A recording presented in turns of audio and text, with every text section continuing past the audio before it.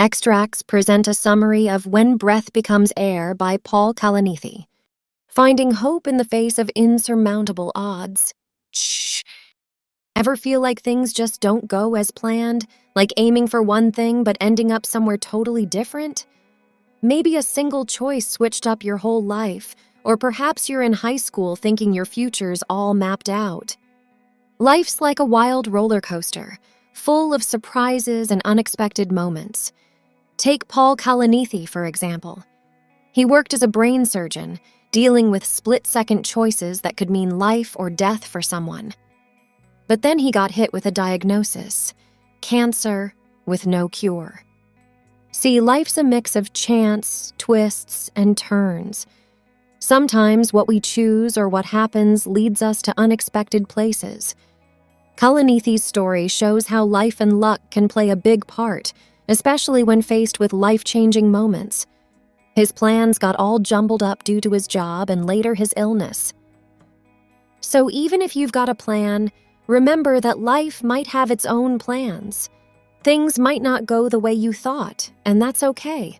That's just how this crazy journey of life rolls sometimes. What matters is how you adapt and move forward despite the unexpected bumps along the way. Before we began, we release fresh content every week. Don't miss out. Hit that subscribe button and enable notifications for the latest summaries. Our videos might be a tad longer, but that's because we're dedicated to delivering full book insights. So be sure to watch till the end. Let's dive in. Extract 1. The author, Paul Kalanithi, had two strong passions that stuck with him throughout his life: literature and neuroscience. When he was growing up, he was really into famous writers like Orwell, Camus, and Poe. He planned to study literature in college, but got interested in human biology just before starting. Before heading to Stanford, his girlfriend gave him a book that fascinated him. It suggested that the brain is like a machine that helps the human mind exist. This idea made him take up courses in biology and neuroscience. In college, he kept thinking about big questions like, what gives life meaning? He believed that literature and neuroscience could help answer these questions. He thought stories reflected the way our minds work and, therefore, what makes us human. While literature showed him part of the answer, he felt the need to understand more through neuroscience. He believed that our ability to form relationships comes from our brains. His visits to a place for people with brain injuries reinforced this idea, since those patients struggled with relationships. Studying neuroscience helped him understand the laws of the brain, which were essential to his ideas about the meaning of life. His fascination led him to apply to medical school. However, true understanding of life and death only came through real-life experiences in the medical field. Extract 2. Medical school provided Kalanithi with a first-hand insight into life, death, and purpose. Kalanithi got into Yale's medical school after a tough time applying.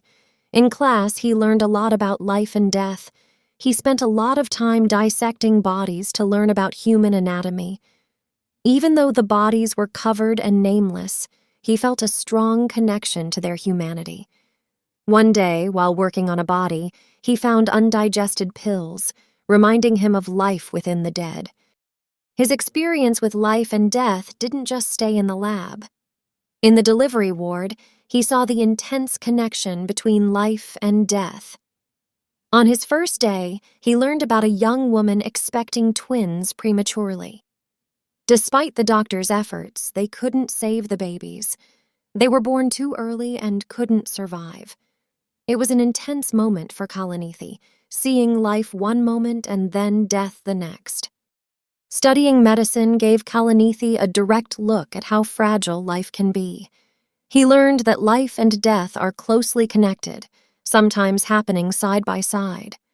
Whether in the lab dissecting bodies or in the delivery ward seeing premature births, these experiences made him think deeply about the meaning of life. Extract 3. During his medical training, Kalanithi had more responsibility and faced death more closely. When Kalanithi reached his 4th year of medical school, he had to make a big decision. He decided to become a neurosurgeon. This choice wasn't easy, but he felt a strong pull toward this field. After he graduated from medical school, he started his residency at Stanford. This residency would last for 7 long years. In his new role, Kalanithi had to take on real responsibility. This was different from what he experienced in medical school. One day, a young boy named Matthew came to the hospital with a terrible headache. After an examination, they found a big brain tumor. It was now up to Kalanithi to decide what to do. Taking out the tumor could give Matthew a chance to have a normal childhood, but it was a risky procedure. The tumor was in a sensitive part of the brain that controlled basic needs like hunger and sleep. Even a tiny mistake could cause big problems. After thinking it over, Kalanithi chose to operate and successfully remove the tumor. During his first year as a resident, Kalanithi saw a lot of death. He saw people pass away from head injuries, gunshots, fights, and accidents. He even saw a person die from bleeding because their blood couldn't clot. It was hard for him, and he also saw a fellow medical worker pass away from pneumonia. His first year was tough, and he knew the next 5 years of residency wouldn't be any easier. Extract 4. Amid growing responsibilities and exhaustion, Kalanithi found himself neglecting the human side of his work. When Kalanithi was in his 2nd year of medical training, he had to be on call. This meant that if there was an emergency, he had to be there first. The responsibility he had grew as he got better at his job, but this meant he had to make tough choices about who to save. Once a patient with a severe brain injury was saved but couldn't speak or eat anymore. It made Kalanithi wonder if saving the patient was the right thing. Because he was working long hours and feeling exhausted, he began to question if he was treating his patients as people. He was working a lot, always tired, and even getting headaches. He'd drink energy drinks and nap in his car just to make it home. He started to rush through his work, not giving enough time to the people he was helping. Once, he hurried through talking to a woman with brain cancer, not considering her feelings. He felt bad afterward because he knew the connections between people were important. He wanted to do better at honoring those connections with his patients. Extract 5. Before taking on more responsibility at the hospital, Dr. Kalanithi worked in a neuroscience lab. At one point, Dr. Kalanithi worked in a brain science lab before taking on more duties at the hospital. Even though he was training to be a specialist doctor, he also studied the brain in a lab. This lab work involved studying how the nervous system works, like learning about the brain's structure and how its cells function. Being both a brain doctor and a brain scientist was a big deal, but it was tough too.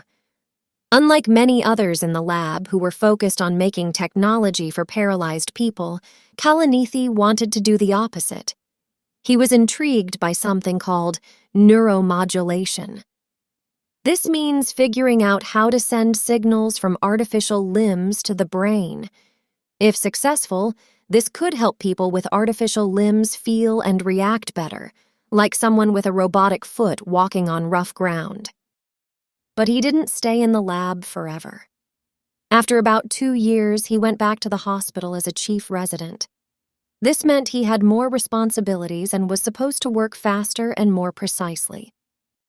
During this time, he learned that just being good at what you do isn't enough. He realized that it was crucial to be both skilled and ethical. One sad example was a boy named Matthew, whom he had treated earlier. Unfortunately, the surgery unintentionally harmed a part of his brain, leading to serious problems. This experience made Kalanithi understand the huge responsibility he had towards his patients. He knew that good intentions alone weren't sufficient. He needed skill and care in his work. Extract 6. Kalanithi made a terrible discovery just before his residency concluded. Kalanithi was finishing his medical training when he found out something really serious. He worked hard and did really well during his training. He was about to finish and had accomplished a lot, getting awards and respect from his colleagues. He was offered a great job at Stanford because he was so good at what he did. But then, only 15 months before finishing his training, he got sick. For 6 months, he was losing a lot of weight and had strong back pain. He went to the doctor and had some tests. At first, the doctor thought it was because he was working too hard. Kalanithi wasn't sure, but he went back to work because he really wanted to finish his training. However, the pain got worse, and he started feeling it in his chest. He kept losing weight, had a bad cough, and he knew these were signs of something serious. After more tests, the doctor saw blurry spots in his chest scan. Kalanithi understood right away that it was cancer. It had already spread to his lungs, spine, and liver. Sadly, it was too late to cure it. His case was terminal. Extract 7. Kalanithi thought about his life as a patient and talked about whether he and his wife should have kids. Imagine knowing that you might not have a lot of time left to live. That's what Paul Kalanithi faced. He was a doctor dealing with a serious illness that made him think about life.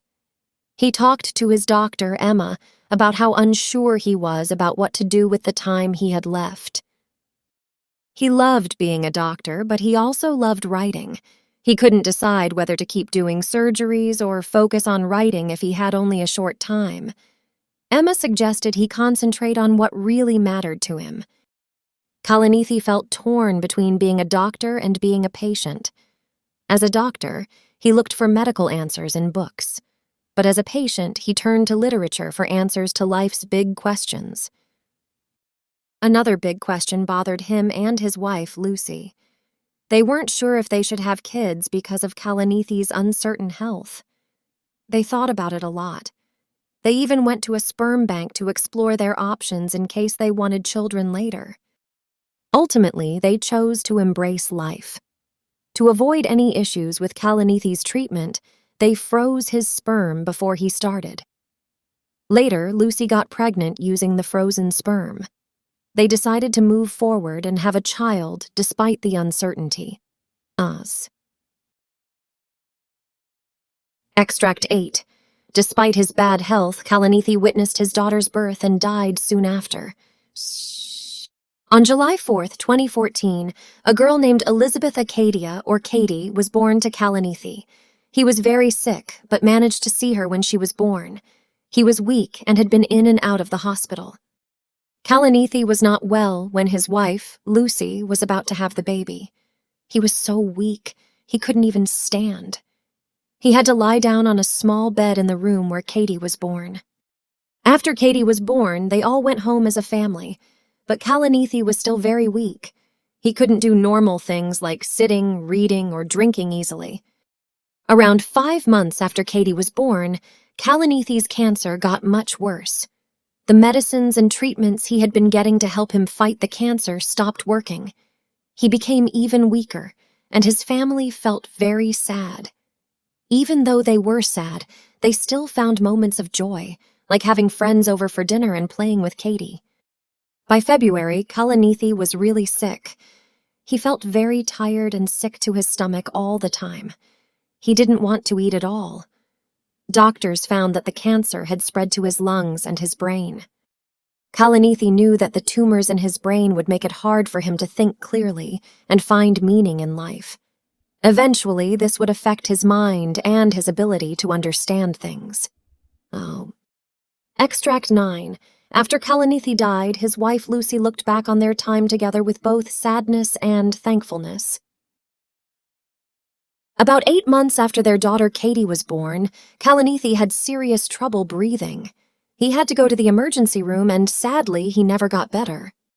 In the hospital, doctors put Kalanithi on a machine to help him breathe, but he knew it was only a temporary fix. After talking about his choices for treatment, he decided he wanted to stop using the machine.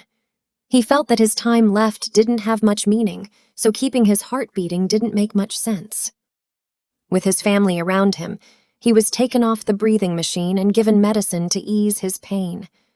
People came to say goodbye and share their love for Kalanithi. He passed away on March 9th, 2015, at 37 years old.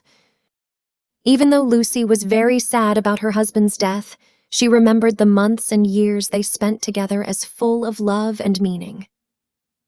Before he passed away, Lucy and Kalanithi were inseparable.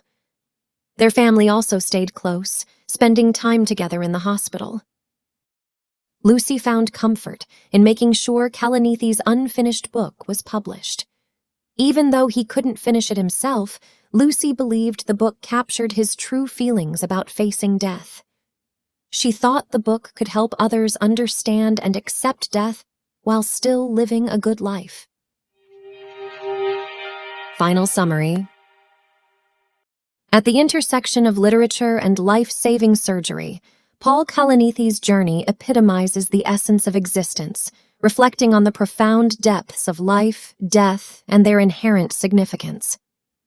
His narrative is an enthralling exploration of our shared humanity, the fragility of mortality, and the relentless quest for purpose. Got feedback? We love to hear from you about our content. Just share your thoughts and book recommendations in the comments section, and be sure to subscribe to our channel and ring the bell to get notified about the latest extracts. Thank you, and have a great day.